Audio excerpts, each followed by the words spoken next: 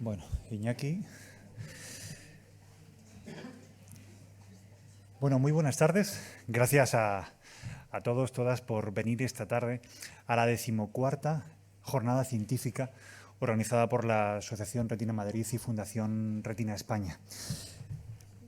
Me gusta mucho darles las gracias por estar aquí y darles la bienvenida, porque retomamos la presencialidad, retomamos el contacto cara a cara, retomamos el cariño, los afectos, los reencuentros, y desde antes de la pandemia, pues estas dos entidades no realizan ningún encuentro presencial científico y retomamos. Así que creo que es una alegría muy importante volver a dar la palabra a los médicos, volver a este formato presencial y, sobre todo, compartir experiencias acerca de los avances, de los tratamientos, de los resultados que están viendo un panel espléndido que tenemos esta tarde de expertos sobre distintos acontecimientos a nivel de la salud en enfermedades raras que limitan la visión.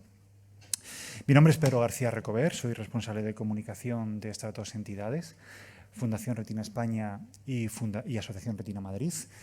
Y sobre todo queremos agradecer también a CaixaForum darnos este espacio, cedernos esta ubicación maravillosa, que permítanme que me detenga a describirles un poco dónde estamos y lo que hay a nuestro alrededor. Hay una pantalla a mi derecha, yo estoy situado a la izquierda de ustedes, a la derecha de ustedes, que creo que las personas con baja visión creo que van a poder seguir las diapositivas por el alto contraste que tiene.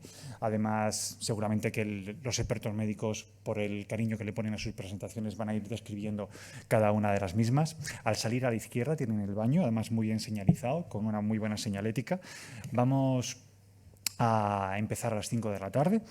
Tras estas presentaciones previas, empezaremos con un primer bloque donde vamos a hablar sobre el impacto de Luxturna en nuestro país, beneficios, pacientes tratados, etcétera. Vamos a conocer también cuál es el rol del paciente ante un ensayo clínico, todas las fases que tiene un ensayo, pros y contras de la participación de un ensayo, los filtros que también tiene que pasar un paciente para participar en uno de estos estudios. Saldremos a estirar un poquito las piernas a la sala que nos precede, por donde han entrado todos ustedes, esa sala tan elegante con el suelo de madera, y volvemos para iniciar el segundo bloque. En ese segundo bloque vamos a hablar de las terapias que están a la vuelta de la esquina y que están por llegar. En este caso, una para una enfermedad rara con afectación visual, una enfermedad neurooftalmológica, con la aprobación pendiente de la EMA, la Agencia Europea del Medicamento, para el año que viene, posiblemente a principios, y también una terapia novedosa con optogenética para un tipo concreto de retinosis pigmentaria. Y ya que estamos aquí, por supuesto, qué mejor lugar para hablar de cómo pueden colaborar los pacientes con el desarrollo de la investigación.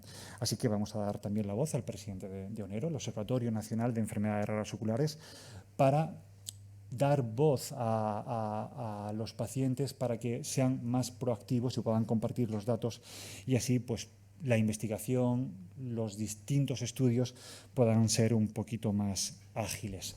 Creo que estamos en un momento muy positivo, donde hace unos años no sabíamos qué pasará con algunas patologías poco frecuentes con afectación visual y ahora ya vemos, por ejemplo, como va a comentar la doctora Tejada, el impacto de Luxturna en nuestro país. Creo que es un momento también para celebrar. Por mi parte, poco más. Gracias por estar con nosotros, por tomar interés en esta acción de estas dos entidades. Y sí que me gustaría agradecer la presencialidad de algunas personas que, a pesar de su agenda, de sus tiempos y de sus reuniones y compromisos, están aquí con nosotros.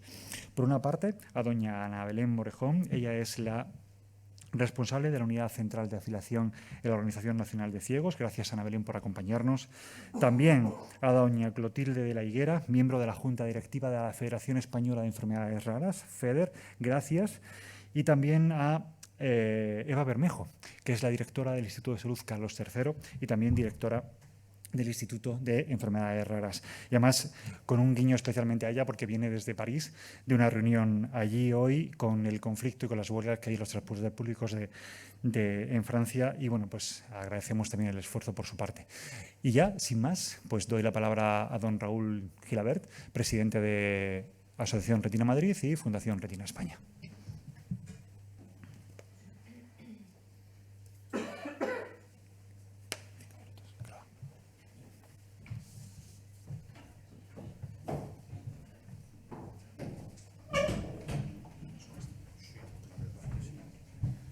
Pues tienes aquí a tu derecha el atril, Sí. y los micrófonos, que se le oye un poquito bajo a Pedro. El micrófono está activado, perfecto.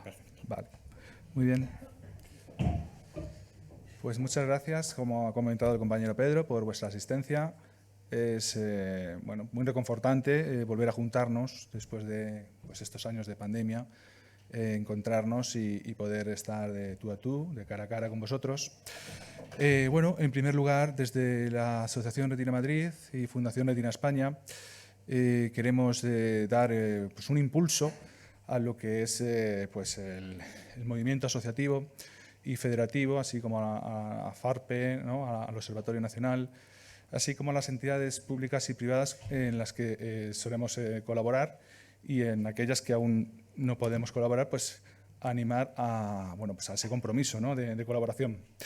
Por otro lado, esta acción es una sensibilización de bueno, una detección de necesidades o de una información que creemos que los pacientes pues tenemos que estar informados, ¿no? Y no es una obligación, pero es casi como estar informados con una información actualizada y veraz de lo que son pues, los actualmente el único tratamiento de terapia génica que se está aplicando a pacientes en España, así como aquellos que están por venir. Fijaros, precisamente el título de esta jornada es "La investigación de hoy es el tratamiento de mañana". Estamos remarcando la importancia del hecho de inversión en lo que es un gasto sanitario, que no lo concebimos como un gasto, lo concebimos como algo que de futuro es mejorar la sociedad, ¿no? Y la calidad de vida de muchas personas. Con esto os quiero decir también que hay una serie de instrumentos que están a nuestro alcance.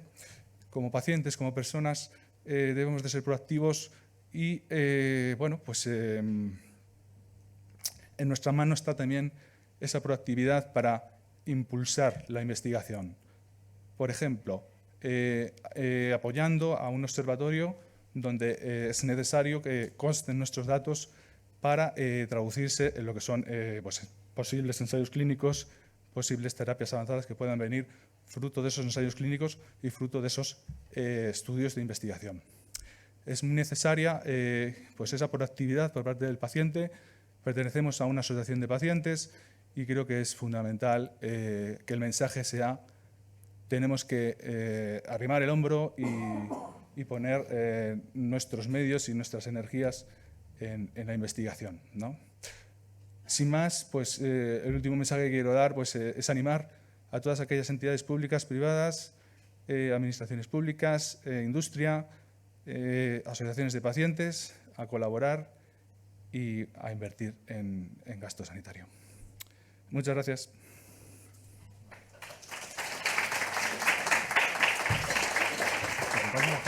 Sí, cógete.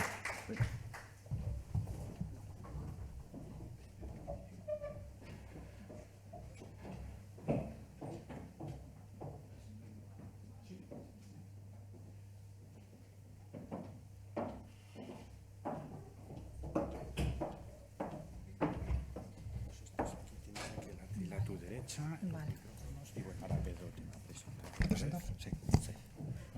Y tenemos encarna y tenemos con nosotros, mira, una botellita de agua a tu derecha. Gracias. A doña Ana Belén Bermejo, que es la responsable. Ana Belén Morejón. Morrejón, perdóname. Morrejón. Ana Belén Morrejón, ella es la responsable de la Unidad Central de Afiliación en la ONCE. Ana Belén, el micrófono es tuyo, la palabra es tuya, te escuchamos. Muchas gracias. Bueno, pues para nosotros desde la ONCE es un placer inmenso poder estar aquí acompañando, agradecer enormemente a la Asociación Retina Madrid y a la Fundación Retina España, pues por haber tenido esta iniciativa y de congregar aquí a profesionales que, bueno, pues nos van a abrir un poquito de luz en aquellas cuestiones que tanto nos preocupan a las personas pues que padecemos estas patologías. En la ONCE tenemos 70.602 afiliados. de estos afiliados, pues podemos contabilizar patologías muy diversas, entre ellas las más importantes y las más discapacitantes y las que más afiliados acercan a la ONCE, pues son las miopías magnas, las degeneraciones retinianas, las maculopatías son las que más. Y sí es cierto que en estos últimos meses pues hemos notado un aumento en personas que se nos afilian con la patología del glaucoma. Nosotros desde la ONCE trabajamos para la mejora de la calidad de vida de las personas afiliadas. Esto lo hacemos a través de nuestros servicios sociales tan reconocidos mundialmente. Y lo hacemos a través pues, de nuestra venta de lotería responsable. A través de nuestros servicios sociales revertimos a la sociedad pues, lo que ellos nos dan. Dentro de las actividades que hacemos con nuestros servicios sociales, pues tenemos unas ayudas que convocamos todos los años a la investigación. Es cierto que se conocen otro ámbito mucho más, pero este ámbito, aunque sea desconocido, pues existe desde hace ya bastantes años. Todos los años convocamos estas ayudas y bueno, pues este año verán la luz pues a la vuelta de la Semana Santa. Para nosotros, bueno, contaros que los criterios que se tienen en cuenta para ser afiliados a la ONCE, pues están dentro de lo que conocemos por ceguera legal, que es el 0,10% de agudeza visual y 10 grados de campo visual. Pero sí es cierto que desde la ONCE, hace ya bastante tiempo, pues nos venimos preocupando de aquellas personas que se quedan fuera de estos criterios, que sabemos que dentro del 0,11 y el 0,3 hay personas que tienen mucha dificultad y que necesitan de nuestra ayuda. De ahí que en breve pues, va a nacer nuestra quinta fundación. Como bien es conocido por todos, la ONCE tiene la Fundación ONCE, que trabaja por y para todas las discapacidades, independientemente de la visual, para la inserción laboral y para la mejora de la accesibilidad social de todos. Tiene a la FOAL, que es la Fundación ONCE para la ayuda a Latinoamérica. Tenemos nuestra Fundación del Perro Guía, que tanto ayuda a aquellas personas que se deciden por esta ayuda para poder afrontar su día a día. Y tenemos la FOAPS, que es la Fundación ONCE para la atención a personas con sordoceguera. Y como bien he comentado antes, pues en breve va a ver la luz la Fundación ONCE para la baja visión. Aparte de las ayudas que nosotros aportamos a la investigación, de las cuales estamos muy orgullosos, pues también tenemos una línea de ayuda a las asociaciones y bueno, es por ahí por donde nuestra fundación va a empezar sus pilares, puesto que vamos a contar con todas y cada una de las asociaciones, porque pensamos que el trabajo en equipo es fundamental y contamos con vosotros porque la ONCE no trabajamos ni tratamos patologías. Todo aquel que cumple los criterios de afiliación pues se afilia a la ONCE. Sin embargo, vosotros tratáis día a día con aquellas personas con su propia patología, con sus propias dificultades, los conocéis, sabéis qué es lo que necesitan y para nosotros eso desde la Fundación pues es fundamental. No me quiero despedir sin volver a agradecer esta iniciativa tan importantísima como es reunir aquí a personas que nos van a informar, a formar y a dar luz a aquellas personas que tanto lo necesitamos. Muchísimas gracias.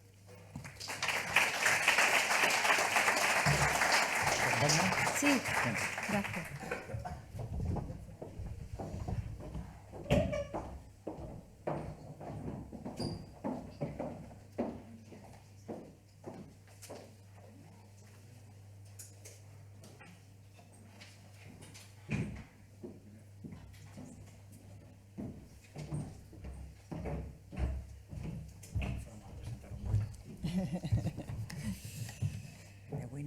Sí, y a continuación nos acompaña doña Clotilde de la Higuera. Ella es miembro de la Junta Directiva de FEDER, la Federación Española de Enfermedades Raras. Como dije antes, Clotilde, el micrófono es suyo. Estamos interesados en escucharla. Gracias. Muchas gracias, buenas tardes a todos. Y muchas gracias en nombre de FEDER, a la que represento hoy aquí, por la invitación de la Asociación Retina Madrid y de la Fundación Retina España. Para nosotros es un placer acompañar a las asociaciones que, al fin de cuentas, son las que parte de en la familia la formamos todos. Antes me decía, hacéis mucho FEDER, no, FEDER somos todos. FEDER somos ahora más de 400, creo que somos 412 asociaciones, en un camino conjunto en la lucha por la mejora de la calidad de vida de todas las personas que padecen alguna enfermedad rara. Como todos saben, son enfermedades raras aquellas que afectan a menos del 5 por cada 10.000 personas, que es una incidencia muy bajita, dirán, pero es verdad que si contamos que son más de 6.000 patologías raras, pues al final, si unimos cada paciente más la familia de su alrededor, pues son muchos millones de personas afectadas de una u otra forma por una patología rara. Y me complace especialmente, y a FEDER, el estar aquí en unas jornadas científicas, porque efectivamente, como ya se ha dicho, la ciencia es nuestra esperanza, es la esperanza en una solución, porque al final de la investigación es donde llegaremos a un tratamiento. Y es importante en este punto tener en cuenta que solo un 20% de las patologías actualmente son objeto de patologías raras, son actualmente objeto de investigación, o sea que el 80% carecen de ningún proyecto de investigación para poner ese camino dirigido al tratamiento. Y el tratamiento solo se benefician de él hoy en día el 5% de las patologías raras. O sea que hay mucho camino que recorrer. La Federación Española de Enfermedades Raras en los últimos años ha optado también no solo por fomentar la investigación, sino también desde la propia Fundación FEDER. Cada año intentamos hacer una aportación un poco más grande dentro de las posibilidades de FEDER para proyectos de investigación, porque sabemos que esa es la verdadera esperanza de los pacientes con enfermedades raras.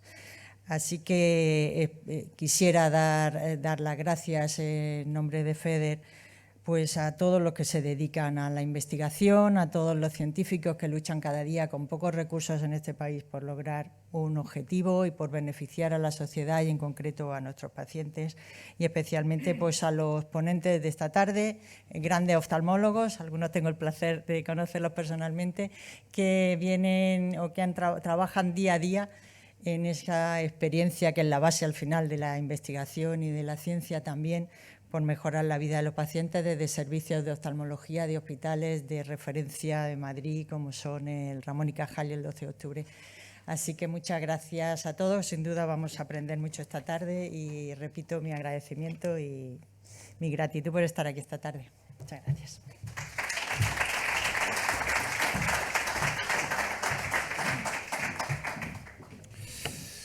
Pues, Raúl, podemos continuar, ¿verdad? Pues, teniendo en cuenta lo interesante y lo más, entre todo lo que han dicho nuestras interlocutoras que nos han precedido, el trabajo conjunto desde las compañías farmacéuticas, los grupos de investigación, nuestros expertos médicos aquí presentes, los que no han podido venir porque están trabajando. el trabajo tan importante de la ONCE, de la Federación Española de Enfermedades Raras y, por supuesto, claro está, de las asociaciones de pacientes, que por eso estamos aquí, para divulgar y compartir el trabajo conjunto, para que al final la calidad de vida de las personas afectadas por una patología poco frecuente con afectación visual, pues esa calidad de vida vaya a mejor. Vamos a iniciar este primer bloque. Nos acompaña la doctora Pilar Tejada. Ella tiene un currículum, al igual que los demás, brillante, extenso, pero hemos consensuado con todos los ponentes centrarnos en lo que vamos a hablar esta tarde. Por lo tanto, estaría mucho tiempo presentando a cada uno de ellos y hemos decidido acotar. La doctora Tejada es jefa de oftalmología pediátrica en el Hospital Universitario 12 de Octubre, aquí en Madrid, y además es la coordinadora de terapia génica en oftalmología. Y además, claro, es el 12 de octubre el hospital designado por la Comunidad de Madrid, en este caso la Consejería de Sanidad, para la aplicación de esta novedosa terapia, Lusturna. Doctora Tejada, el micrófono es suyo y nosotros atentos a sus palabras. Gracias. Buenas tardes. Bueno, en primer lugar, mi agradecimiento a la Asociación de Retina Madrid y a la Fundación de Retina España por su invitación. Es una oportunidad que nos brinda para poder presentar nuestra pequeña experiencia con Lusturna. Y bueno, a lo mejor les tengo que pedir disculpas porque no sé si la presentación estará demasiado encaminada a oftalmólogos, que es como nuestro ámbito normal de coloquio, y quizá pues haya cosas que a lo mejor no las exponga con la claridad suficiente para todos ustedes, pero en cualquier momento me pueden interrumpir y preguntar. Voy a ver también si me adapto a las distancias, porque entre mi altura y los defectos de refracción, bueno, vamos a ver si consigo hacerlo.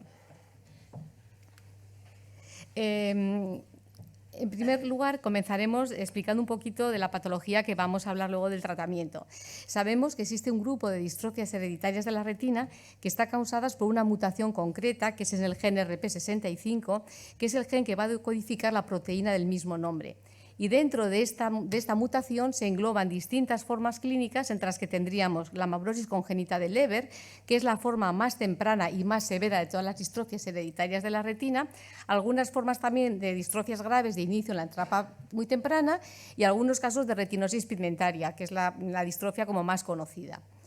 Todas estas formas clínicas producidas por la mutación de este gen se van a caracterizar por dificultades para ver en condiciones de baja luminosidad, lo que conocemos como nictalopia, y también con una pérdida progresiva del campo visual periférico, que es lo que va a hacer que estos pacientes vayan a tener dificultades en su movilidad y en su autonomía. Pero es que además estas distrofias en concreto van a tener también una pérdida de la visión central. Y esto en algunas formas clínicas, como la amaurosis de Leber, va a ser dramático desde la infancia precoz y durante la adolescencia. De ahí también la repercusión que van a tener estas patologías.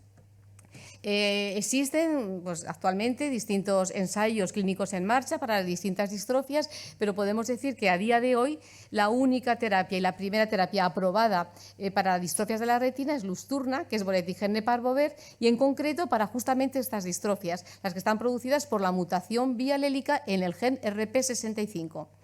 ¿En qué consiste esta terapia? Pues consiste en que se introduce una copia del gen sano dentro de un vector que es un virus adenoasociado que los cirujanos de retina, mediante una vitrectomía, colocan en el espacio subretiniano, o sea, tienen que entrar debajo de la retina para colocarlo. ¿Y cuál es el mecanismo? Bueno, pues que este virus, que es el vector, infecte a las células que tengamos del epitelio pigmentario todavía hay vivas y les traspase el gen sano. De esa manera se vuelve a producir la proteína RP65, que es la responsable del ciclo visual. En el tratamiento con Lusturna en nuestra Comunidad de Madrid existe un plan estratégico regional dentro de la unidad de terapias avanzadas con una ruta especial para Lusturna.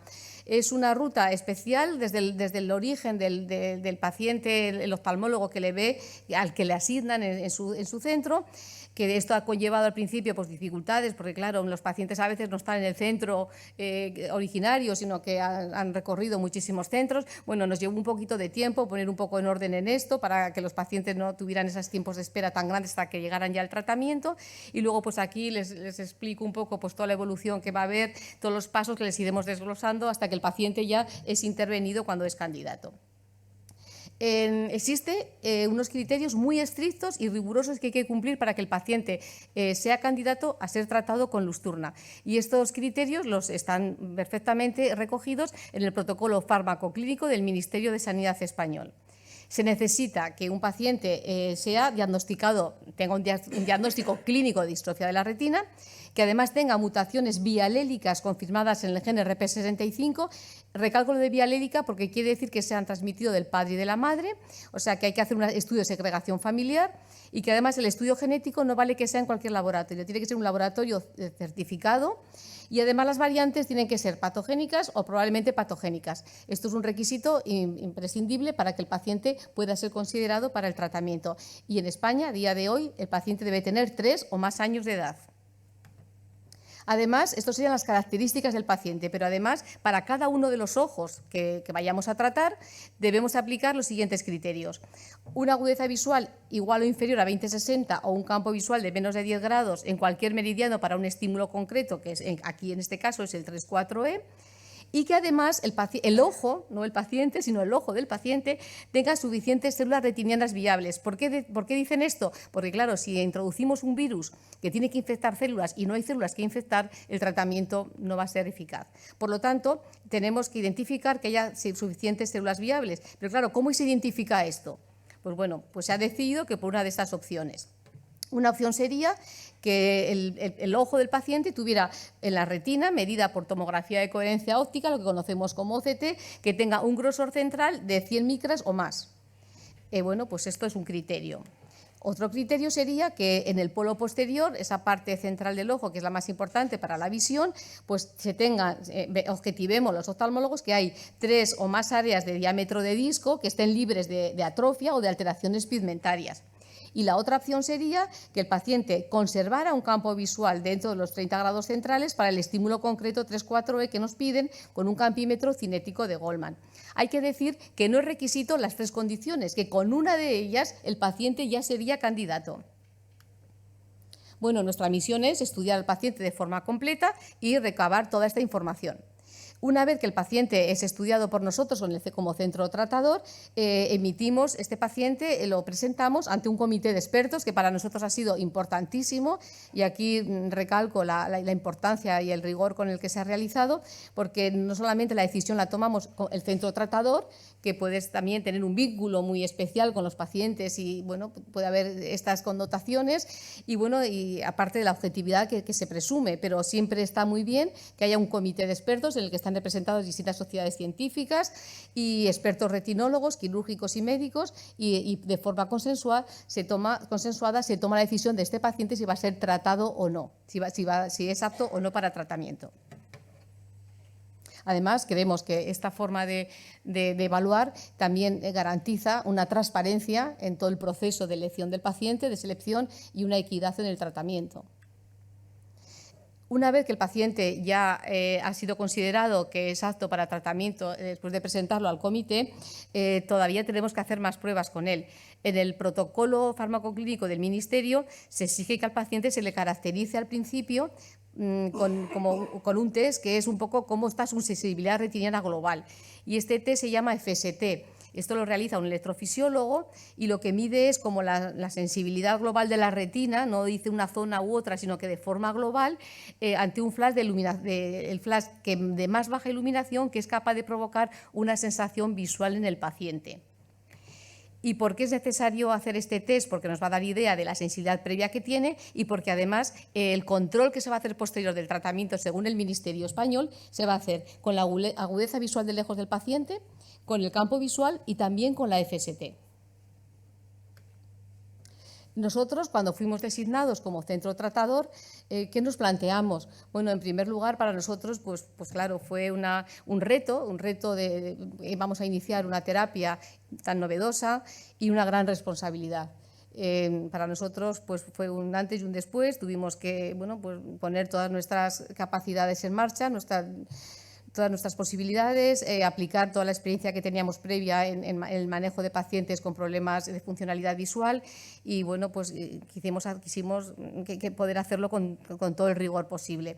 En primer lugar, lo que nos llamó la atención es que en el objetivo principal del ensayo de Lusturna se había recogido un test de movilidad de luminancia múltiple, en el cual les pongo, bueno, es una foto muy pequeña, quizá no la puedan ver, donde el paciente se le mete en una habitación con obstáculos y el paciente tiene que circular sorteando los obstáculos y llegar a la meta final con distintos niveles de iluminación. Ya sabemos que estos pacientes, uno de sus problemas que tienen es la capacidad disminuida que tienen de moverse con menos luz. Entonces, si un paciente pasa el circuito no puede pasar este circuito con un nivel de iluminación y lo pasa después del tratamiento, pues querrá decir que ha sido eficaz. Por supuesto que entraña dificultades, porque es un operativo grande, es una habitación, hay que hacer los obstáculos, requiere mucho tiempo y dedicación de los oftalmólogos, pero quizás si no lo medimos, pues también estemos dejando de ver un poco la funcionalidad del fármaco, porque realmente el ensayo era cómo era el paciente capaz de funcionar en distintas condiciones de iluminación. Pues esto, si no lo hacemos, pues no lo estaremos midiendo. Y bueno, pues nosotros dijimos, esto lo vamos a hacer, no puede ser que pasemos de este objetivo. Y aunque no era obligatorio, pues construimos. Bueno, pues habíamos hecho obras en el infantil y de repente pues una habitación, dijimos, bueno, nada, nos liamos la manta a la cabeza y dijimos, esta habitación va a ser el circuito. ¿Y cuál fue nuestra sorpresa? Que, por supuesto, no está validado porque esto requeriría años de pasar pacientes normales con distrofias, pero tuvimos la gran suerte de que las medidas encajaban, las medidas exactas del prototipo de arriba, que es el que se había probado en el ensayo de Lusturna por la FDA, con lo cual pues dijimos, por lo menos lo hacemos igual.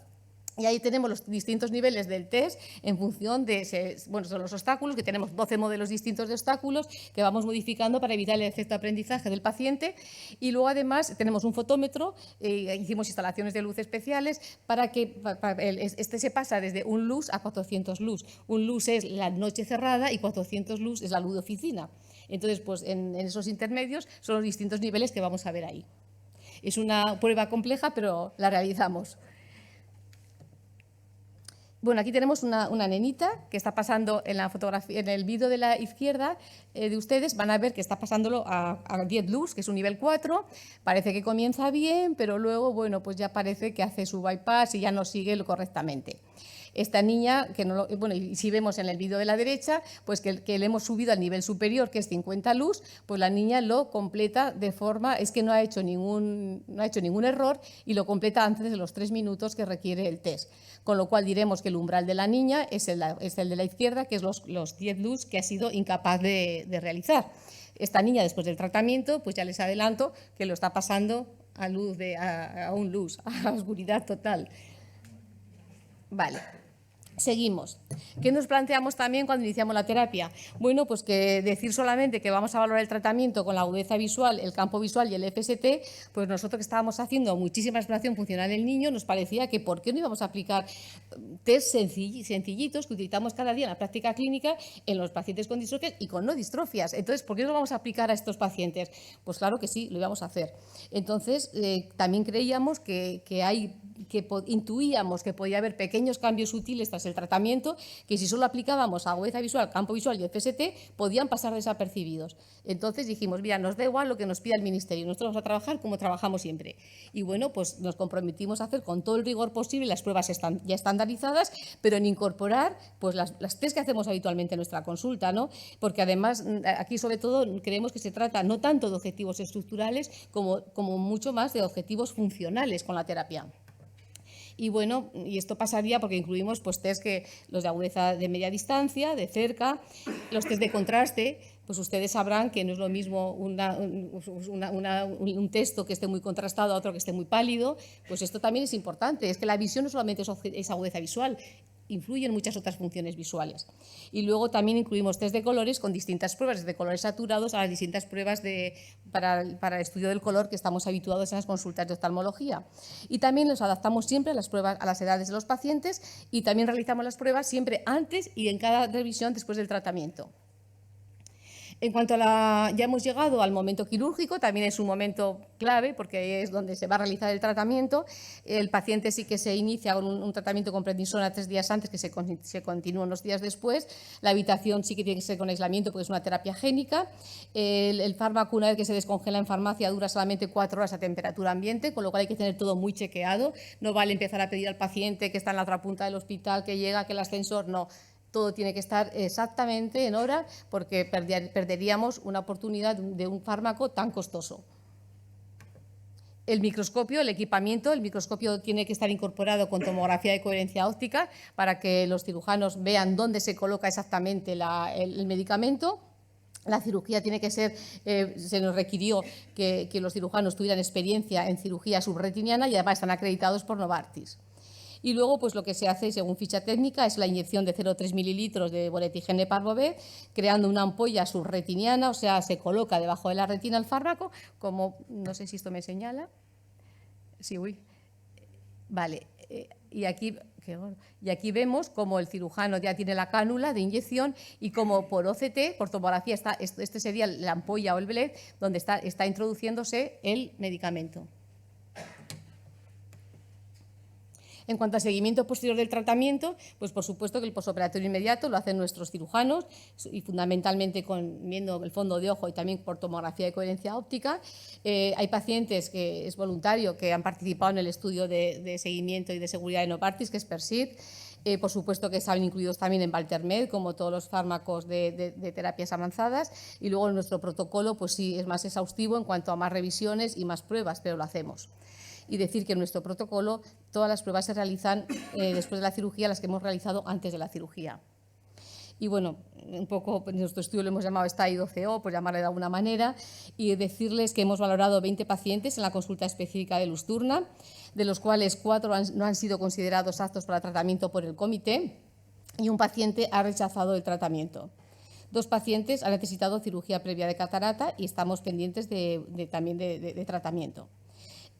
A día de hoy hemos tratado 13 pacientes, 25 ojos, desde enero del 2022, con un rango de edad entre 9 y 64 años. Hemos tenido niños, adolescentes y adultos, como pueden ver. Y bueno, en este estudio solamente les presento datos de 11 pacientes, porque no me ha dado tiempo a incorporar más datos al estudio estadístico, 11 pacientes y 22 ojos, con un seguimiento máximo de 12 meses.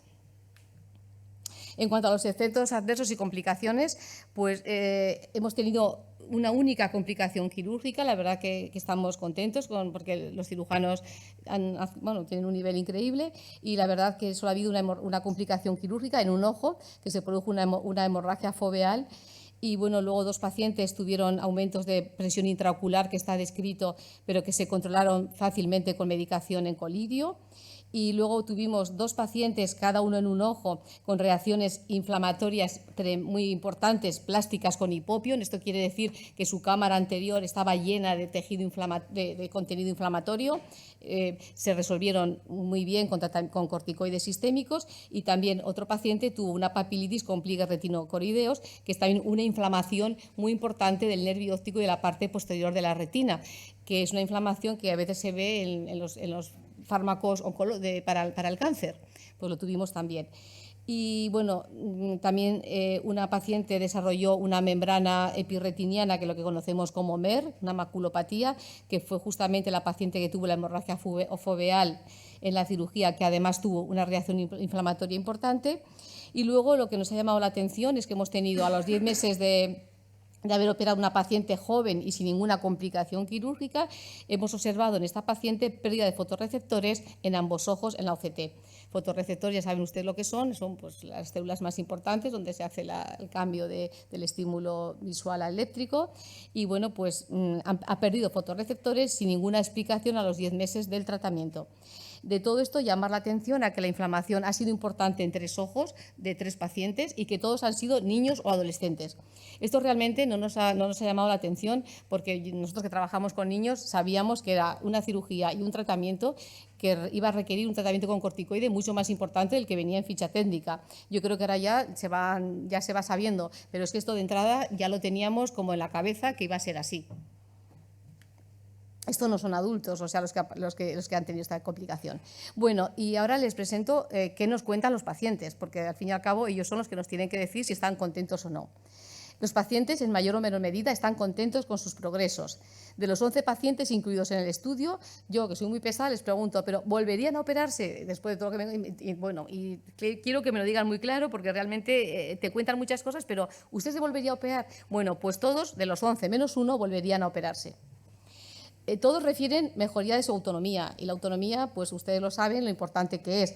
Hay pacientes que han podido volver a ir solos por la calle, a coger el metro o el autobús solos sin ayuda, a comprar en un supermercado porque ven en las estanterías, distinguen lo que van a comprar, a identificar pasos de cebra, escaleras o barandillas, que eso nos puede parecer muy poco a los que tenemos una buena visión, pero es muy importante para la vida diaria. Y también en su casa, aunque está muy adaptada para su deficiencia visual, pues también nos dicen que están muy contentos, porque claro, van más sueltos, la comida la ven mejor, se les cae al suelo algo y lo cogen. Y bueno, y hay una señora en concreto que me decía antes de ayer que ella está feliz porque tiende la ropa. Dice, es que ¿sabe usted lo que es ver el tendedor, la barandilla? Dice, es que a mí me ha dado la vida, es que tiendo la ropa. Y dice, y pongo la sartén y veo la sartén. Dice, eso si no veo el huevo. Dice, pero veo la sartén. Y dice, ¿usted me da una explicación a esto? Digo, bueno, ya lo iremos viendo. Pero que todo eso a la vida diaria les ayuda. Y esta era la paciente de 60 y la de más edad. Todos refieren, y esto todos, que se manejan mejor en condiciones de menor luminosidad. Y esto, claro, pues les ha cambiado la vida, porque hay una paciente que, bueno, pues que no salía a la calle desde que atardecía, y ahora es la que pasea al perrito sola. Y su madre dice, Dios mío, es que a las 8 de la noche en invierno va con el perro y dice, bueno, y nada, como va y no le pasa nada, pues ya estamos tranquilos. Y luego pues coge el autobús por la noche o el metro por la mañana y no ha amanecido. Bueno, pues todo esto lo agradecen. Y luego los niños, que claro, que se recogían en casa enseguida porque caía la tarde, y este verano ha sido el verano de ellos, ¿no? Porque han estado ahí hasta altas horas. Y algún joven que me ha dicho, doctora, he vuelto a salir por la noche. Digo, bueno, ojo. Y bueno, y luego también, pues también lo que nos refieren es que tienen menos dificultades cuando pasan de un ambiente con mucha luz a otra con menos luz. Eso es una cosa que tiene muchas dificultades. Y hay una nenita que es muy rica ella y dice, es que ya yo iba al colegio y cuando en el patio que había mucha luz a la clase, pues estaba casi media hora de la manita de una amiga porque no se podía soltar, es que era imposible. Y ahora entra y sale al patio que, bueno, que ya no le importa, ¿no? Ya va sola. Y ya lo valora mucho. Y luego, incluso los pacientes más afectados, estos que ya estaban con visiones de 0,02, con unos campos insignificantes, bueno, pues estos también dicen que ven cosas del campo periférico que antes no veían. Es lo que decíamos, ¿no? Que el ver una puerta, sentir que hay una puerta ahí, o que el comienzo de una escalera, o farolas en la calle, todo eso les ayuda muchísimo en la autonomía. La paciente esta que refiero antes de ayer, me dijo la hermana, es que mire, le estaba esperando y es que bajó las escaleras sola. Y dice, porque claro, ya entre la barandilla, el peldaño, bueno, pues ella ya se orienta y baja. No lo ve muy bien, pero para ella es suficiente. Y también en cuanto a la visión, como entendida como agudeza visual, pues los niños y los adolescentes está claro que son los que refieren mejores agudezas visuales de lejos, eso está clarísimo. Hay niños que ven la televisión ya a una distancia normal. Y hay una niña, esta del colegio, que decía, que me dijo, mire, doctora, es que yo no había visto Harry Potter en mi vida, es que no sabía lo que era Harry Potter en su esencia, ni su ropa, y estaba feliz porque había visto por primera vez a Harry Potter, ¿no? Y luego también estos niños y adolescentes ven mejor de cerca. Y una paciente operada hace 3 meses, 16 años, es que ya no necesita flexo ni atril. Vuelve a escribir con bolígrafo y necesita mucho menor aumento de letra en el ordenador y ya no necesita audio, que ya muchas veces hacía todo con audio. Y lo que me resultó curioso es que ya no usa el contraste invertido. O sea, lo de negro sobre blanco, pues al final ha vuelto a lo anterior. Dices, ¿pero qué está pasando aquí? O sea, cuando empiezan a estar mal necesitan el contraste invertido y ahora que mejora, vuelven a lo anterior. Pues es curioso, pero nos lo cuentan. Una niña pues ya no necesita textos adaptados, no utiliza tampoco flexo, pero un adolescente refiere ver peor porque es el ojo que tuvo la complicación, la maculopatía. En cuanto a los adultos, pues también nos refieren que ven mejor de lejos. Y bueno, pues uno de estos pacientes este verano pues fue al norte y vio la luna y vio el mar por la noche y bueno, pues estaba emocionado, ¿no? Porque desde que era pequeño no había visto la luna.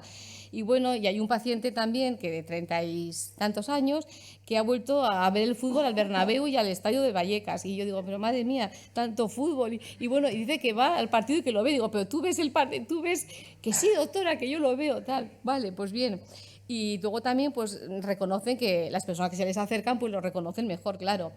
En cuanto a la visión de cerca, los adultos también refieren mejorías, pues hay pacientes que dicen que ven mejor el reloj, que las señoras sobre todo, que en este país todavía cocinan más, pues las líneas de la vitrocerámica, los números del microondas y todo eso les ha ayudado, pero sí que les tengo que decir que 3 pacientes adultos ven peor de cerca que antes de la cirugía.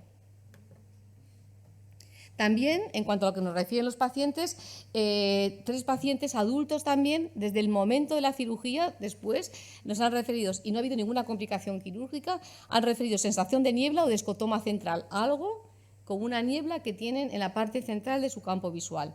Y estos pacientes tenían mejorías importantísimas en su autonomía, de campo visual, de caminar, pero la visión de escotoma la tenían.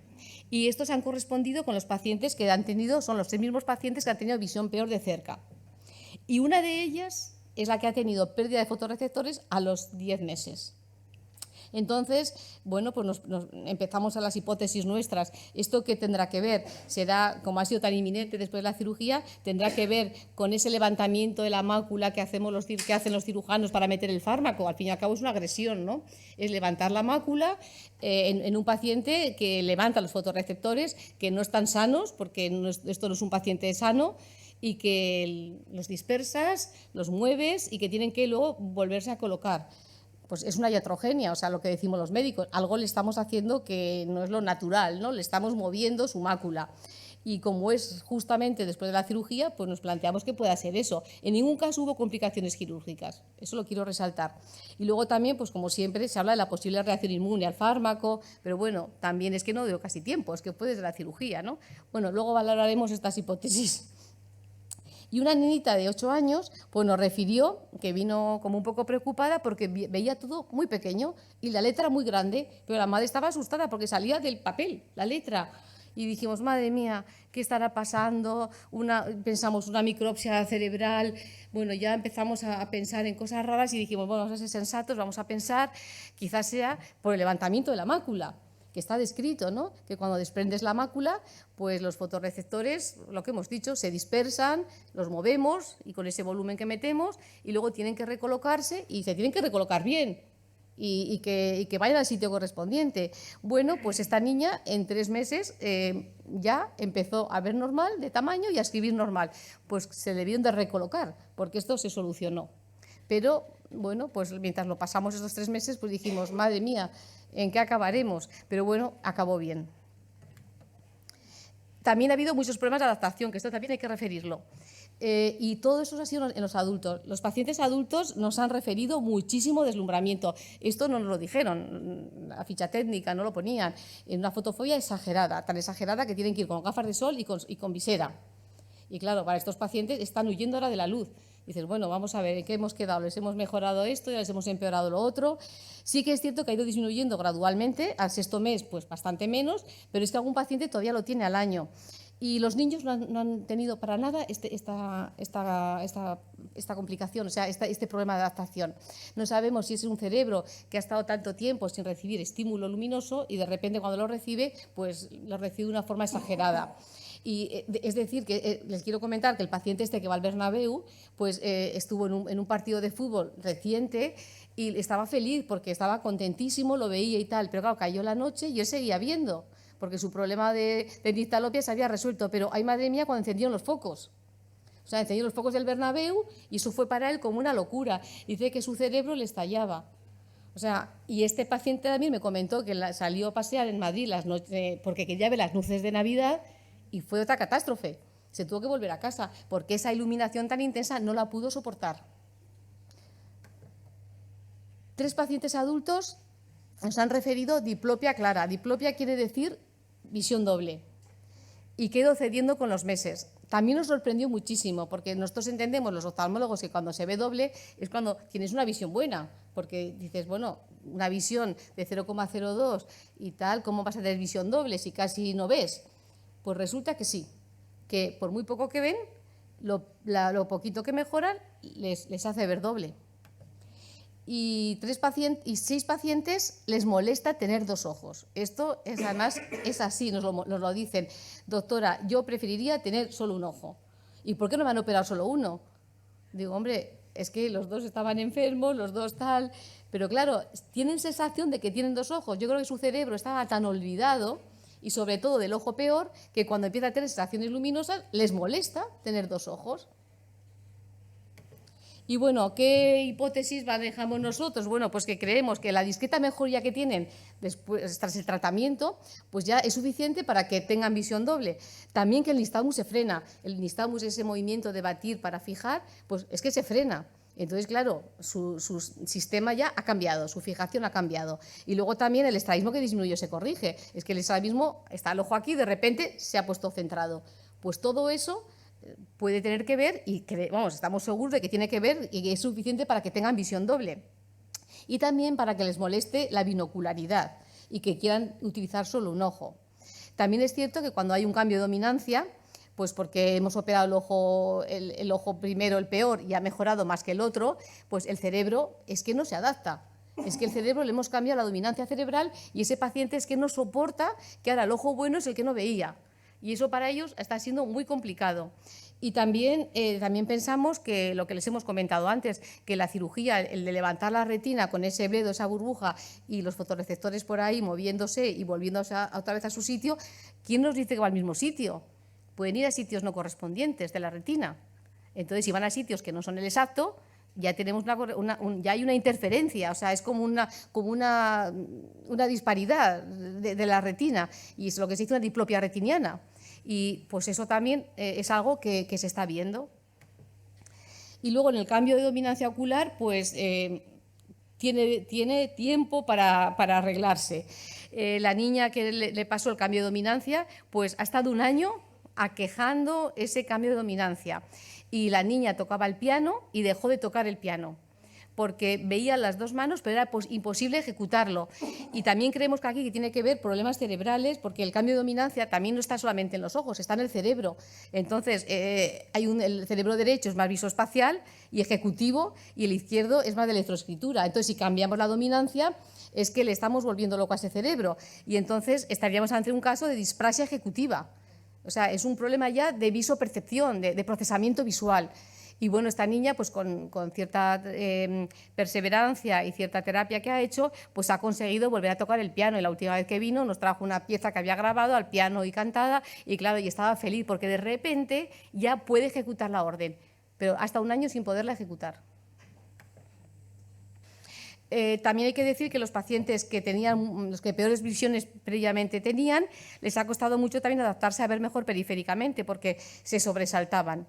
Era un mundo de oscuridad y de repente empiezan a ver cosas. Y claro, pues a veces no es grato encontrarte con un obstáculo que no sabes lo que es. No lo ves muy bien, ves una cosa, no sabes a qué distancia está, el problema visoespacial. Entonces, bueno, estos se han ido adaptando y están muy contentos ya porque lo identifican, pero al principio les sobresaltaba. Decía, es que no sé si es mejor no ver nada, porque también utilizaban muchísimo otros sentidos propioceptivos, ese sonido que cuando hacen un ruido saben a qué distancia está el objeto, ¿no? Y claro, ahora de repente pues es como si su sistema propioceptivo sensorial del cuerpo, del cerebro, les cambia. Y esto también les preocupaba a ellos, iban a perder esa capacidad sensitiva que habían adquirido cuando no veían. Es complejo. Y algunos pacientes también no se creen lo que ven. Hay fluctuaciones los primeros meses y una niña le decía a su madre, mamá, por favor, no le digas a papá que he visto esto hoy porque a lo mejor mañana no lo veo, y se hace la ilusión y vamos a tener problemas. O sea, ellos mismos se dan cuenta de que hay días que ven más, que ven menos, y también refieren sensaciones raras, ven cosas y no saben lo que son. O sea, esto los pacientes más afectados, me estoy refiriendo, que son los adultos, quizás porque no la ven nítidas, quizás también porque su cerebro lo tiene que procesar de nuevo, ¿no? Y los más afectados, los pacientes que además son súper comunicativos y lo expresan muy bien, nos dicen y nos quedamos, doctora, es que estoy aprendiendo a ver de nuevo. Y digo, pues tienes razón, es que están aprendiendo a ver de nuevo y poniendo nombre a lo que van viendo. En concreto, un paciente decía, yo veo aquí un bulto y me dicen que es una papelera. Entonces yo, papelera, sí. Entonces su cerebro empieza a procesar todas las vías eferentes, a pensar que eso es una papelera hasta que ya lo interioriza. Y para nosotros es lo más parecido al procesamiento visual del desarrollo madurativo de un niño. Entonces es como si de repente un adulto de 40 años estuviera viviendo un procesamiento visual como el que había tenido cuando tenía 2 años. Entonces, pues todo esto nos genera muchísima curiosidad, ¿no? Y no sabemos cómo les podemos ayudar también. Y también dicen, los ojos van a distinta velocidad, por delante los ojos y por detrás el cerebro. Esto te lo dicen. Y bueno, las familias están contentas, eso sí, con mucha expectación al principio, porque además ellos le dicen, por favor, no nos agobiéis, porque las madres o las mujeres o los maridos, haces esto, ves esto, y todo el día, están como todo el día testándoles y probándoles. Ya ves esto, por favor, calma, como ellos mismos piden calma, y no, vamos a ver, y se dan cuenta de que esto necesita un proceso. Que no es tan fácil en algunos casos y que necesitan tiempo, ¿no? Y esto lo reclaman a sus familias. Y claro, lo que pasa es que las familias pues ya ven a la primera semana de cirugía, ya ven los cambios, o sea, es un efecto que se ve muy pronto. Y todos les ven más autónomos, que se manejan mejor con poca luz, y también algo que refieren todas las familias es que les encanta que les miren a los ojos, porque eran pacientes con mirada perdida, con un nistagmus, y ahora dicen, es que me mira a los ojos cuando le hablo, mi hijo. Y es verdad, a nosotros también nos miran a los ojos. Cuando venían al principio es que pues, la típica mirada del nistagmus, del estrabismo, y ahora te miran a los ojos. Nosotros, en un primer estudio, analizamos de forma estadística el primer ojo intervenido y el segundo ojo intervenido. Y me dirán ustedes que por qué. No tiene ningún sentido, pero para nosotros lo tuvo, porque la sensación que teníamos en la práctica clínica era que el primer ojo que operábamos conseguíamos de forma cualitativa y cuantitativa muchos mejores resultados que con el segundo, y normalmente operamos siempre el ojo peor, porque es así y porque siempre el cirujano dice, vamos a ver, el ojo peor el primero, si hay alguna complicación siempre puedes cambiar el procedimiento en el segundo ojo. Bueno, pues nosotros veíamos que los primeros ojos iban mejor, y a modo de ejemplo les presento aquí resultados del primer ojo del primer ojo tratado con la FST y el segundo. Entonces, la sensibilidad retiniana es mejor cuanto más negativa es. Pues fíjense, el primer mes, que no lo dirijo bien, cómo mejora ya el primer mes el primer ojo. Y fíjense qué planito va el segundo ojo.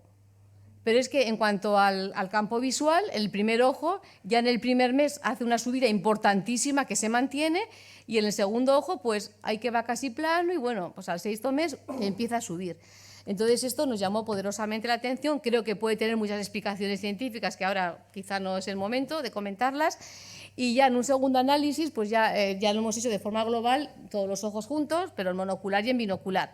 Recordar simplemente que el resultado solo les presento de 12 ojos, 22 ojos, y que la tendencia en todas las funciones visuales ha sido hacia la mejoría, aunque algunas, como veremos, decaen al año. Pero hay que tener en cuenta que los 3 pacientes que hemos incluido al año es un ojo de la paciente que tiene la maculopatía y la paciente con los 2 ojos con pérdida de fotorreceptores, con lo cual hay un sesgo ahí que tendremos que cuando incluyamos a todos a los 12 meses, quizá esto cambie. Aquí veríamos la mejor agudeza visual de lejos, y vemos que la tendencia es hacia la mejoría, una mejoría que sobre todo se alcanza al sexto mes y que baja un poquito al año. En cuanto a la mejor agudeza visual de distancia media, también vemos que hay una discreta mejoría, que también es entre el tercer y el sexto mes es máxima, y que también decae un poquito al primer año. Y lo mismo con la agudeza visual de cerca. No están planas, están mejorando, pero como hemos contado, con 3 pacientes solo y justo estos pacientes de complicaciones, pues son los que han bajado un poquito la percepción al año, ¿no? Lo mismo ocurre con el contraste, la sensibilidad al contraste medida, pues pues entonces creo que no me va a dar tiempo. Pues el contraste vemos que mejora, el color también decirles que no se ha registrado casi nunca el color, pero que hemos visto mejorías ya desde el primer mes en la percepción de colores saturados, no quiere decir que no tengan discromatoxias. El campo visual también vemos una gran mejoría desde el primer mes, la FST también, que se mantienen al año, y el circuito para nosotros es un test importantísimo, que vemos desde el primer mes ya los pacientes lo hacen a nivel de iluminación más bajo. Y bueno, pues no me va a dar tiempo realmente, no sé cómo resumir. El tratamiento ha mejorado la calidad de vida de nuestros pacientes, la mejoría ha sido en la autonomía, en la deambulación y el manejo en condiciones de menor iluminación. En las agudezas globales al año es donde hemos visto menos cambios, pero hay mejoría en el campo visual y en la FST. Merece la pena hacer exploración funcional porque hemos encontrado mejoría en la percepción de colores y en el contraste, y la gran mejoría en el test del circuito. La mejoría la hemos obtenido mejor en el primer ojo y vemos que Lusturna pues, ha mejorado mucho la función en población pediátrica, pero también en pacientes que estaban más evolucionados. Nuestra experiencia, resaltar que la inflamación hay que tenerla en cuenta, que en los adultos hay un proceso complejo de adaptación que hay que conocer, que la exploración funcional resaltamos que es importante y que la prueba gold estándar para nosotros sería pasar al paciente por este circuito de distintos niveles de iluminación. Es necesario que el paciente conozca muy bien las complicaciones de la cirugía, los resultados según el estadio de su enfermedad. Hay que informar del proceso de adaptación y también informar de que puede perder visión central e incluso con buen pronóstico y yendo todo bien. Y también pues, la posibilidad de comenzar a tratar primero el ojo bueno, porque evitaríamos estos cambios de dominancia y también potenciaríamos más el ojo que está mejor. Si algo hemos entendido de este proceso es que los pacientes y a sus familias hay que acompañarles porque es un proceso muy largo, con mucho dolor detrás. Los pacientes pediátricos son los que más guerra nos han dado, como era de esperar. Todos los pacientes nos han enseñado muchísimo, no solamente de su experiencia vital, sino también de su experiencia oftalmológica. Hemos aprendido con ellos y estamos aprendiendo con ellos y el trabajo en equipo ha sido esencial. Aquí ya 4 palabras para decir que estos son comunicaciones del proyecto, del programa de seguimiento de PERSID de Novartis y bueno, decir que se mantiene la seguridad a los 2 años, pero mejora la FST en adultos y niños, pero en agudezas visuales pues no están referidos cambios clínicamente significativos. Sí que hablan ya de complicaciones como la inflamación y de un efecto adverso nuevo que es la atrofia coriorretiniana que no estaba descrita en el ensayo. Y aquí, pues bueno, quizá esto ya sobraría, pero bueno, cuestiones a debatir. Podemos decir, ¿se mide bien el efecto del fármaco? Pues quizás si no hacemos el circuito no lo estemos midiendo bien, porque la agudeza visual no todo lo mide, hay que medir más funciones visuales. Y luego también, pues respecto a estos trastornos nuevos de motilidad y el procesamiento visual cerebral no descritos, la diplopia, la molestia de la binocularidad o esos problemas visoejecutivos en esta niña que cambió la dominancia, pues quizá nos daría plantear que habría que hacer una rehabilitación visual tras la terapia con Lusturna y esto hasta ahora nadie nos lo ha dicho y creo que sería súper importante y que además habría que estimular de alguna manera también esas áreas dormidas a nivel cerebral durante tanto tiempo. En cuanto a la pérdida de fotorreceptores, y ya acabo, decir que no solamente ha sido nuestro paciente, nosotros nos asustamos muchísimo, pero hemos consultado, hemos mirado bibliografía y hay publicaciones de este mes ya donde están hablando ya de que los pacientes pueden perder fotorreceptores y además son los pacientes jóvenes y en edad escolar, cosa que preocupa y mucho, porque hablan de toxicidad del fármaco, de reacción inmune al vector, también del trauma que se produce cuando administramos quirúrgicamente debajo de la retina y también de un rápido aumento del metabolismo a esas células que están ya dañadas. Les traspasamos esa proteína, empieza a funcionar y como que las células que están no están preparadas para ese metabolismo tan activo.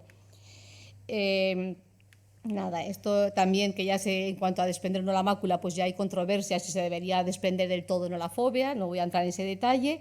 Y luego ya sí que concluyo que la terapia génica es el futuro de la distrofia esclerosis de la retina y ha venido para quedarse, pero todavía no sabemos todos los efectos del tratamiento, aparecerán nuevos efectos adversos, eso hay que estar alertas porque eso es así. Tendremos que ir modificando ciertos aspectos de la técnica, yo creo que también eso estamos aprendiendo, que quizá habrá que modificar la técnica. Conoceremos también mejor en el futuro qué pacientes se pueden beneficiar o no y también el futuro pues, va a pasar, creemos que por una aplicación mucho más sencilla, ojalá con inyección intravítrea, evitando pues, el levantamiento macular tras la vitrectomía. Y perdón por el tiempo y por haber sido un poco tan exhaustiva. Muchísimas gracias.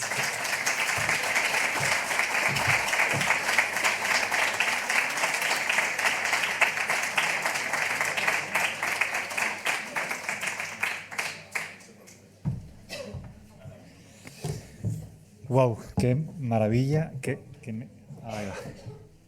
pasión! Y da gusto compartir una experiencia de este tipo con la doctora Tejada, donde se ven los pros y los contras y los detalles que hay que seguir viendo, analizando y estudiando, en este caso, la aplicación de Lusturna. A continuación, después de la siguiente ponencia, del doctor Julio González López, van a ustedes a tener tiempo para preguntar y luego ya nos vamos a ese descanso y estiramos un poquitín las piernas. Les presento a continuación al doctor Julio González López. Él es oftalmólogo, especialista en retina. Lo pueden ubicar en el Hospital Ramón y Cajal de Madrid y es el responsable de las consultas monográficas de uveitis y enfermedades heredodegenerativas de la retina. Como les digo, sus currículos son muy extensos, pero hemos decidido centrarnos en la ponencia de esta tarde. Con el doctor González López vamos a hacer un recorrido muy interesante que creo que merece mucho la pena, que también la audiencia y los que luego nos verán en YouTube, porque ya les informo que la sesión está siendo grabada, van a disfrutar de esa parte que la doctora Tejada también nos ha comentado, que es el proceso y las fases del ensayo clínico. Doctor, cuando quiera, es su turno. Gracias. Pues muchísimas gracias por la presentación. Muchísimas gracias a la Fundación Retina España y a la Asociación Retina Madrid por la invitación a estar hoy aquí y muchísimas gracias por vuestra asistencia y vuestra atención. Me han pedido que haga una charla un poco más divulgativa sobre en qué consisten los ensayos clínicos, porque a veces no se entiende muy bien el concepto y pensamos que cuando hay un ensayo clínico para nuestra enfermedad rara en concreto, pues estamos hablando ya de una cura para nuestra enfermedad y muchas veces no es eso exactamente. Vamos a ver en qué consiste un ensayo clínico y por qué son importantes. Los ensayos clínicos son la base de la aprobación de los medicamentos, por un lado, y son los estudios experimentales que tienen mayor calidad científica a la hora de demostrar tanto la eficacia como la seguridad de los medicamentos. Es decir, las agencias reguladoras, como en Europa puede ser la Agencia Europea del Medicamento, en Estados Unidos la FDA, van a requerir que los laboratorios que quieren sacar un medicamento al mercado demuestren que ese medicamento es eficaz para una patología concreta y además es seguro. Y para eso piden resultados de ensayos clínicos. Y muchas veces no es suficiente con un solo ensayo clínico, piden 2 ensayos clínicos independientes que hayan demostrado que el medicamento es eficaz y seguro para poder aprobarlo para una condición, para una indicación en concreto. Se utilizan pues, no solamente para enfermedades raras, sino para cualquier tipo de medicación, vacuna, procedimientos terapéuticos y últimamente con una nueva legislación en Europa se van a utilizar también para productos sanitarios. Antiguamente para el mercado CE de los productos sanitarios no requerían ensayos clínicos y ahora lo van a requerir también.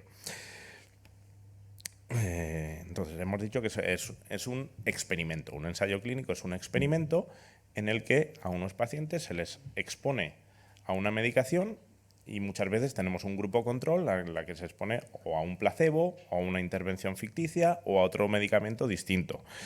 Y se quiere medir cuál es la eficacia concreta de un medicamento de tal manera que la única diferencia entre los 2 grupos experimentales sea la exposición o no al fármaco en cuestión. Y ver si los resultados, en concreto se selecciona un objetivo resultado principal, que es en el que se quiere demostrar que hay una diferencia. Cada ensayo clínico, pues la clave de que un ensayo clínico tenga unos resultados aceptables muchas veces está en el diseño, en escoger bien los criterios de inclusión y exclusión de los pacientes, en escoger bien con qué se va a comparar el grupo control y en escoger bien el objetivo principal, que es dónde se quiere demostrar que el medicamento en cuestión proporciona un beneficio para el paciente. Existen 4 fases de ensayos clínicos. Vamos a ir viendo una por una cuáles son cada una de estas fases. En cada una de esas fases tiene una misión en concreto. La fase 1 es la primera vez que un medicamento se administra en humanos. Es decir, hasta la fase 1, todas las pruebas que se han hecho con ese medicamento se llaman pruebas preclínicas. Es decir, se han hecho pruebas de laboratorio, se han hecho pruebas en animales, en modelos animales de la enfermedad, pero no se administra en humanos hasta la fase 1. Ahí lo que se quiere demostrar es que es un fármaco seguro, que no se producen reacciones adversas graves e importantes administrando ese fármaco. Y muchas veces se hace en pacientes sanos, aunque a veces en enfermedades raras se puede escoger, o en fármacos que son muy tóxicos, se puede escoger hacerlo en grupos de pacientes ya. Eso, por ejemplo, en los tratamientos del cáncer, que son tratamientos muy tóxicos, como ya se sabe de antemano que hay cierta toxicidad, se prefieren utilizar voluntarios sanos, sino pacientes que ya podrían tener cierto grado de beneficio. Es decir, utilizarlo es la fase 1 en pacientes, pero bueno. En general son muy poquitos pacientes, normalmente voluntarios sanos, y lo que se quiere medir aquí es que administrar el fármaco no causa reacciones no esperadas. Al ser la primera vez que se administra en humanos, a veces, no es lo normal, pero a veces se encuentran reacciones no esperadas. Es decir, que a veces puede haber efectos secundarios graves que no han dado la cara en la fase preclínica y dan la cara en esa primera fase del ensayo clínico. La fase 2, aquí ya es cuando se suele administrar por primera vez a pacientes. Y es donde tenemos unos primeros resultados de si el fármaco puede tener eficacia para la enfermedad en concreto. Tenemos una fase que se llama 2A, que es una fase más precoz, y una fase 2B, que son fases ya más tardías. Se diferencian en el número de pacientes que agrupan, pero bueno, normalmente estamos hablando en cientos de pacientes, no llegamos a los miles de pacientes todavía en fase 2. Y aquí también se quiere calcular cuál es la dosis óptima del fármaco para luego diseñar la fase 3, que esta sí que es la importante, esta sí que es la que va a presentarse luego a las autoridades para, si los resultados han sido buenos, pedir la aprobación de ese fármaco. Por cada una de estas fases que vamos comentando, muchas moléculas y muchos posibles fármacos candidatos se quedan por el camino. Y eso, hablábamos del dinero invertido en investigación. Aquí hay que, muchas veces hablamos de los beneficios que tienen las farmacéuticas también tienen muchos gastos en cuanto a que se prueban muchas moléculas y estos tipos de ensayos conllevan muchos gastos que luego no llegan a comercializarse. Y la fase 3 pues es ya la clave, la que va a decir si un fármaco se autoriza o no se autoriza. En la fase 3 se confirma no solamente la eficacia, que ya habíamos tenido una primera idea de la eficacia, sino también la seguridad del fármaco cuando es administrado a miles de pacientes. Ya aquí normalmente hablamos de los miles. En enfermedades raras muchas veces esto no es tan así, sino que como no tenemos ese gran volumen de pacientes, los tamaños muestrales son menores. Pero sí que nos ayudan a demostrar mejor los efectos adversos. Y si ya hay un tratamiento eficaz, aquí el comparador no puede ser el placebo.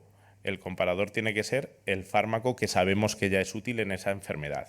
Entonces, aquí hay un componente ético también en el diseño de los ensayos clínicos por el cual no se puede privar a un paciente con una enfermedad concreta de un tratamiento que ya sabemos que es eficaz si existe ya uno. Es decir, hay que demostrar por lo menos no inferioridad cuando queremos sacar otro fármaco al mercado. Si tenemos ya resultados positivos, es decir, hemos demostrado el objetivo principal que tenía diseñado en el diseño del ensayo clínico, tenemos 2 ensayos clínicos que han dado resultados similares, ya se puede presentar ese fármaco a las autoridades sanitarias para pedir su aprobación.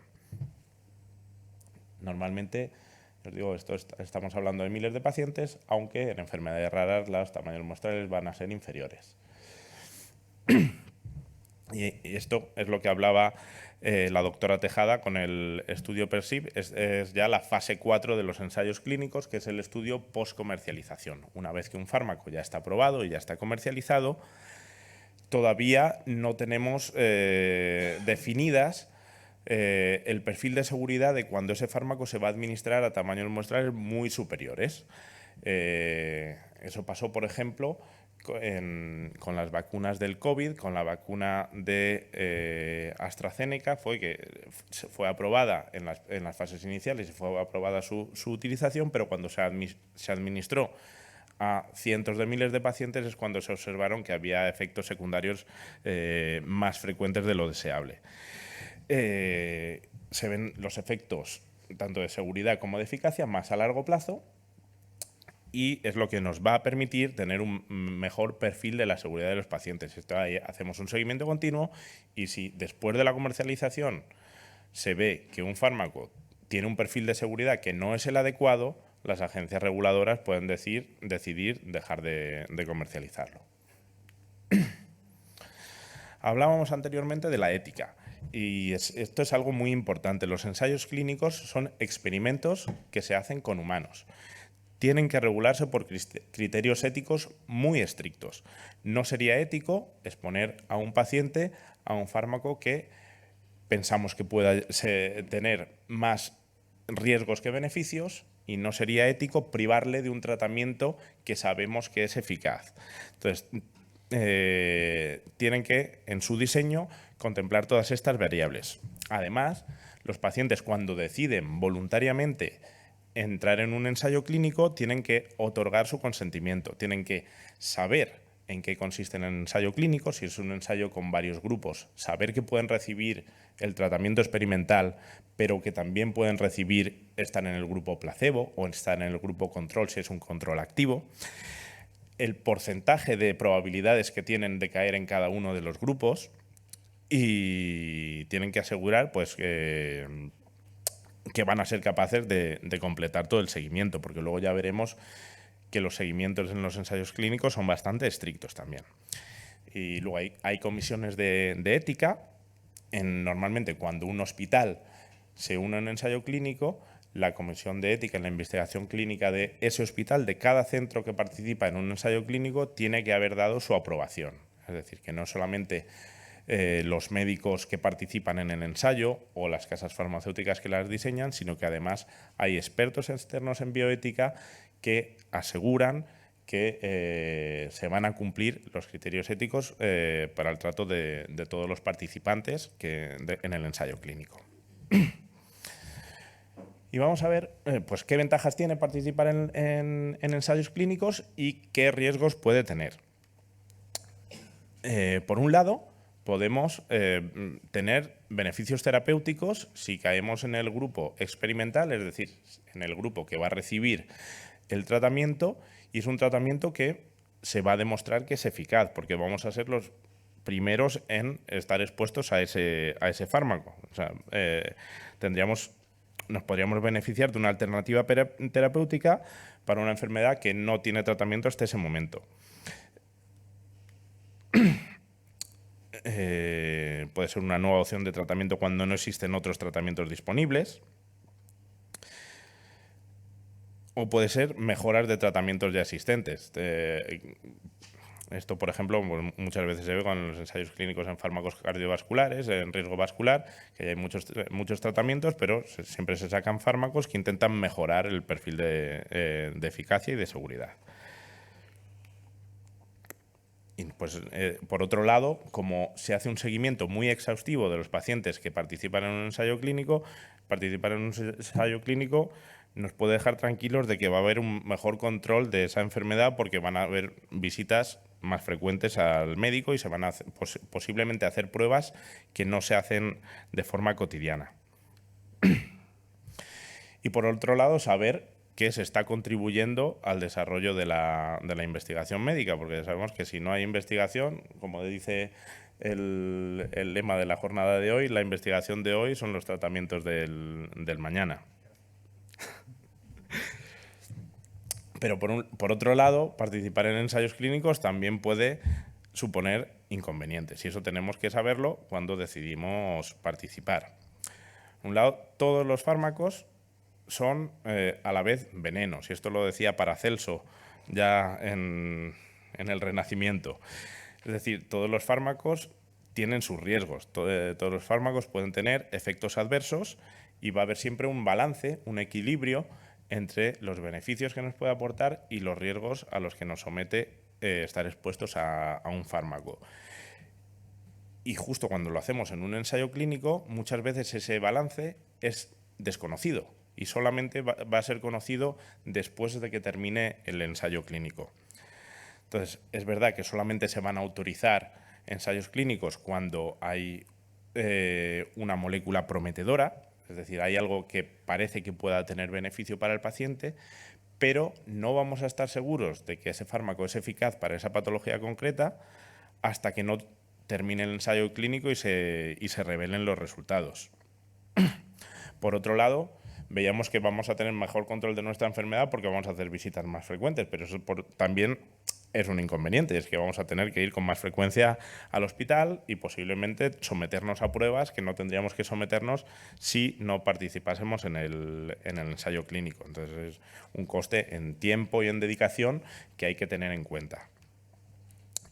Y por último, la posible exposición a efectos secundarios que no conocemos. Ya hemos dicho que cualquier medicamento a la vez es un veneno y hasta fases muy avanzadas de los ensayos clínicos, muchas veces ya hemos visto que hasta la fase 4, cuando se expone a toda la población a los efectos del fármaco, no vamos a conocer con certeza cuál es el perfil de seguridad del fármaco. Entonces hay que saber que vamos a estar expuestos también a posibles efectos secundarios. En resumen, pues los ensayos clínicos son importantes porque son los que nos van a permitir valorar eficacia y seguridad de los nuevos tratamientos o de tratamientos conocidos para nuevas enfermedades, para nuevas indicaciones. Y son los que nos van a definir la seguridad de los tratamientos. Y ahora pues quería poneros un ejemplo de cómo se diseñó el ensayo clínico de Luxturna para que veáis que en los criterios de inclusión y los criterios de exclusión, que es cómo se eligen a los pacientes que van a participar en el ensayo, luego se van a ver reflejados, como os van a recordar los criterios que ha comentado la doctora Tejada sobre la selección de los pacientes. Es decir, cómo se diseña el ensayo va a condicionar, una vez que se apruebe el tratamiento, la elección de los pacientes que se van a poder beneficiar de ese tratamiento. Entonces veis que cuando se diseñó el ensayo clínico de Luxturna, se eligió que podían participar pacientes mayores de 3 años con esas mutaciones bialélicas en el gen RPE65, es decir, que han heredado la mutación del padre y la mutación de la madre, agudezas visuales peores o iguales a 20/60 en ambos ojos o campos visuales menores de 20 grados en cualquier meridiano. Y la definición de retina viable, la misma que nos ha comentado la doctora Tejada, el OCT mayor de 100 micras. Y luego solicitaban también que fueran capaces de pasar el laberinto, la prueba esta de luminancia variable. Pero sí que no fueran capaces de pasarla con la mínima luminosidad, de tal manera que si ya lo pasaban de entrada con la mínima luminosidad, no iban a poder demostrar ningún beneficio del tratamiento. Y los criterios de exclusión, pues haber recibido otra terapia génica, haber recibido dosis altas de vitamina A en los 18 meses previos, cirugía intraocular en los 6 meses previos, que es un criterio de los criterios de exclusión que os ha presentado la doctora Tejada, y alergias a la medicación perioperatoria, ese tratamiento inmunosupresor que hay que dar en el perioperatorio. Y bueno, hasta aquí mi presentación de hoy. Si tenéis cualquier duda, cualquier pregunta, pues estaremos encantados de poder responderos. Muchas gracias.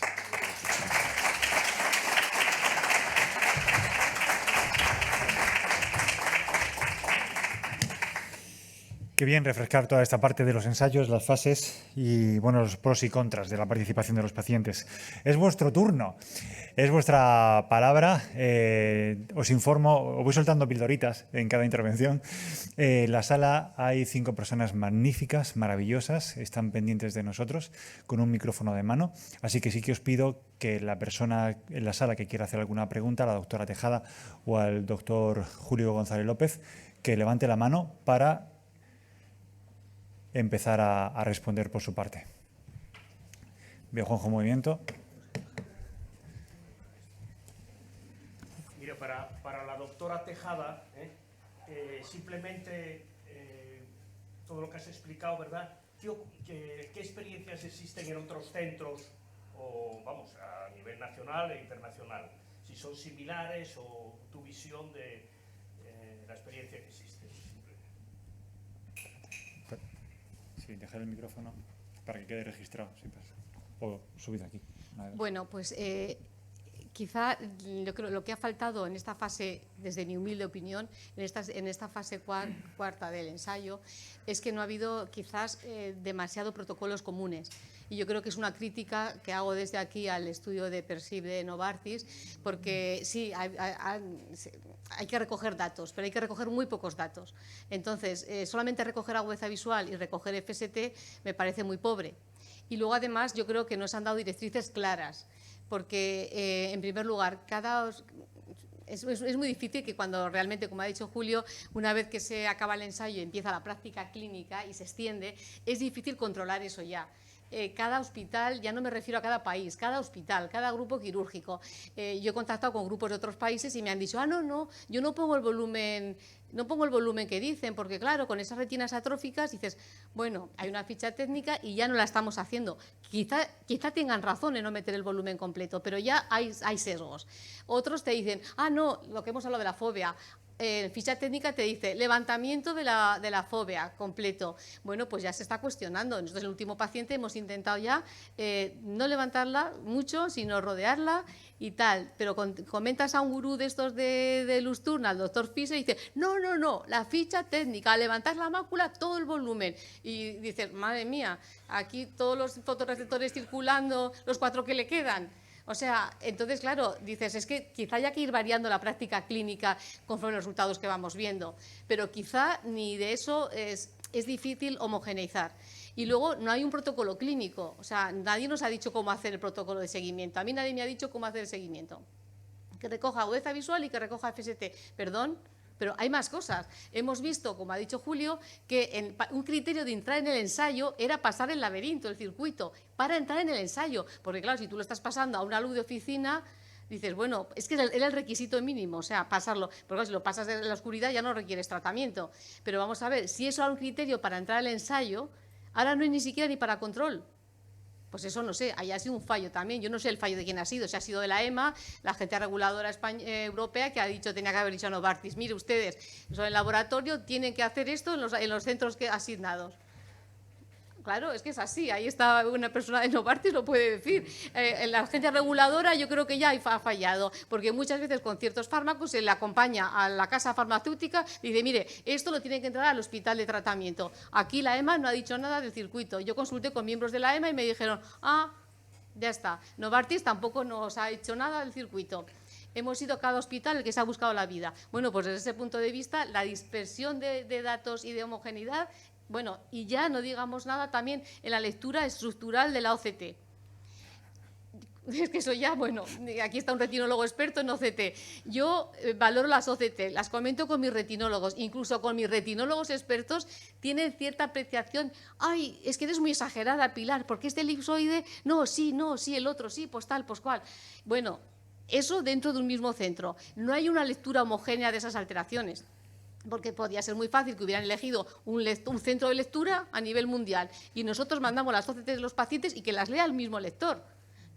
Eso ha pasado con retinopatía del prematuro y ya había un lector mundial y tú mandabas y opinaba de la foto. Pero si estamos opinando cada uno, el que dice disrupción de fotorreceptores, otro le dice desaparición, otro le dice, vamos a ver, pues creo que tenemos que aprender mucho todos, pero todos, los clínicos, los cirujanos, los laboratorios y todo, y que quizá es lo que ocurre cuando un fármaco se extiende, que al final hay que volver otra vez a poner criterios para hacerlo homogéneo. No sé si con esto le he respondido. Bravísimo.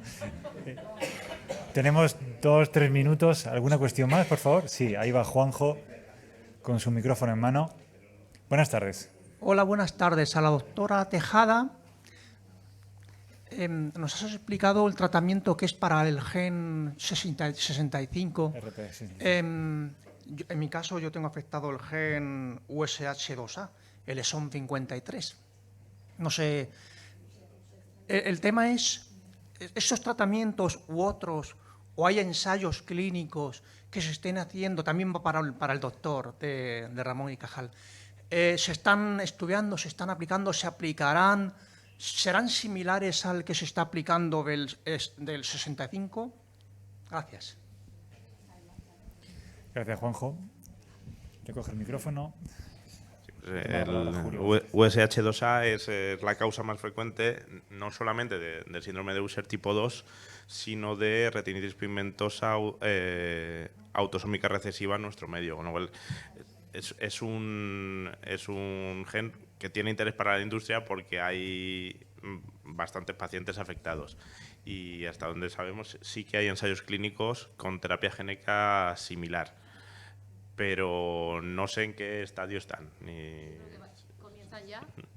Va a comenzar y además creo que viene con un vector viral, creo que también es con vitrectomía y con aplicación subretiniana.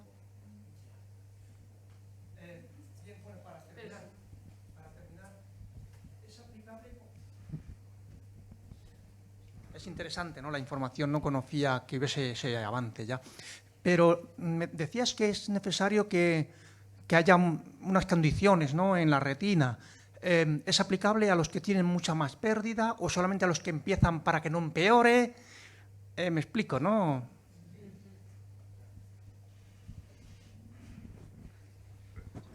Volvemos a lo mismo. Tendremos que ver los resultados, cómo se diseña el ensayo clínico y cuáles son los resultados del ensayo clínico. Eso es lo que nos van a decir luego si el tratamiento, cuando salga, va a ser aplicable. Pero sí, lo que normalmente tiene que haber células sanas, fotorreceptores, que puedan expresar el gen que se le administra. Pero, de todas formas, la charla que yo voy a dar a continuación, después del descanso, va a responder un poquito a esta pregunta también. Vamos a hablar de futuro. Realmente, cuanto mejor está el paciente, siendo en un límite que tenga que entrar porque está deteriorado, no va a entrar un paciente que está perfecto, cuanto mejor está, más recupera. Eso también lo estamos viendo, por ejemplo, en Lusturna, niños son los que más recuperan, los adolescentes, mucho más que los adultos, porque las células que les quedan son más. Cuanto menos, y cuanto más mejor es. Y ahora hay una palabra tomada aquí a la izquierda y ya será la última antes del descanso. Buenas tardes. Me van a perdonar, me contesta el que quiera. Bueno, por una parte, ustedes están hablando de gen como si todos conociéramos qué identifica ese gen, qué enfermedad le identifica, ¿no? Yo no sé qué identifica el RP65.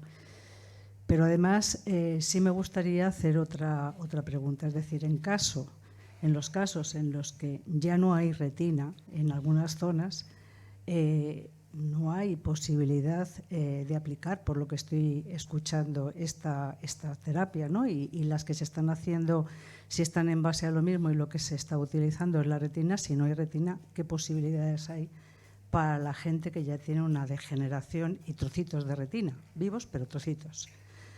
Y, por ejemplo, otra cuestión, es verdad que se nos diagnostica con una patología, pero puede haber varias. En mi caso me diagnosticaron una, pero hay otras más.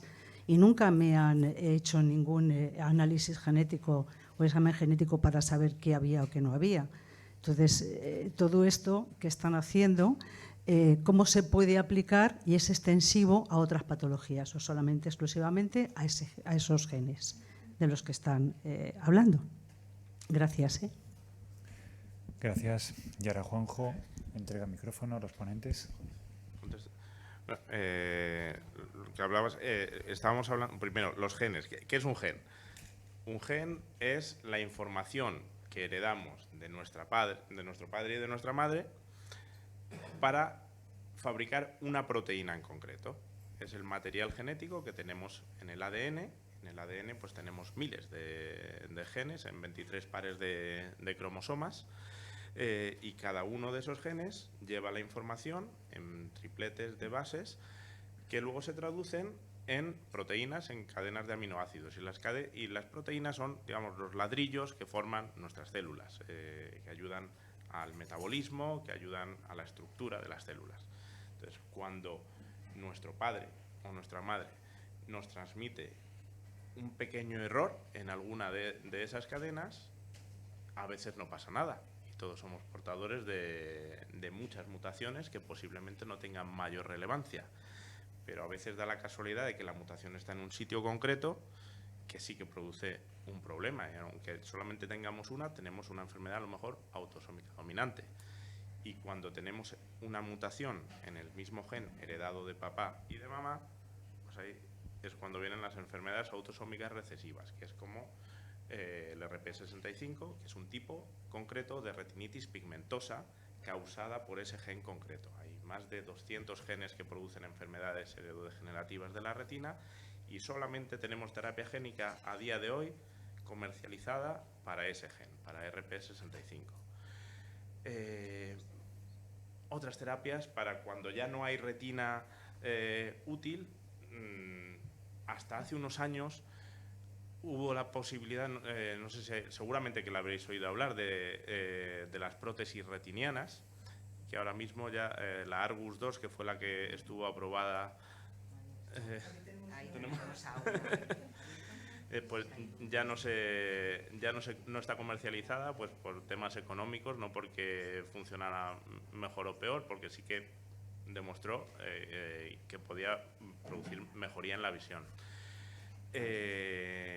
Ahora mismo se está experimentando por ahí también con prótesis que van directamente, se saltan toda la vía visual y van a estimular la corteza visual, porque al final, como ha dicho Pilar, el que ve el ojo, pero el que termina viendo es el cerebro. Entonces, si tenemos una estimulación que va directamente a la corteza occipital, no nos va a valer solamente para enfermedades de la retina, sino que puede valer también para enfermedades del nervio óptico, para casos avanzados.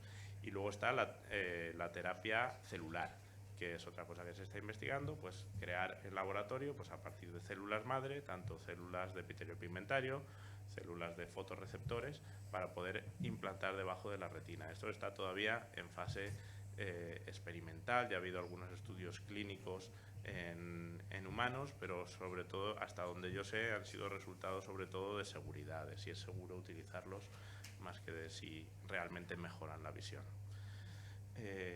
¿Alguna duda que se me queda por el camino? ¿Algo que queréis comentar vosotras? Bueno, yo insisto en que la charla en la que yo voy a dar luego es que os tenéis que quedar hasta el final. No es sabotaje, todo lo contrario. O sea, son preguntas completamente lógicas y yo creo que parte se van a responder después. O sea, que con un poquito de paciencia yo creo que llegamos a todo.